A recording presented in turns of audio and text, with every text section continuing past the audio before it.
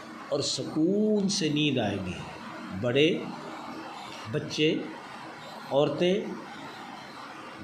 گھر میں جنات کے اثر اور نظر بد اور سایہ، ان چیزوں سے محفوظ رہیں گے، اور گھر میں برکتیں ہی برکتیں پیدا ہوں گی، اور اللہ تبارک و تعالیٰ اپنے غیب کے خزانوں سے رزق کے دروازے کھول دے گا۔ یہ وہ دعائیں تھیں جو نبی کریم تاجدار کائنات صلی اللہ علیہ وسلم سے منقول ہے، تو اس وجہ سے ان کو آپ ضرور پڑھیں بھی صحیح، یا پڑھ نہیں سکتے تو پھر توجہ سے سن لیں۔ تو پڑھنا اور سننا دونوں جو ہے، اگر پڑھ نہیں سکتے تو سن لیں، تو یہ سننا پڑھنے کے قائم مقام ہو جائے گا۔ اللہ تبارک و تعالی ہمیں نبی علیہ السلام کے سنن طاہرہ طیبہ پر عمل کرنے کی توفیق عطا فرمائے۔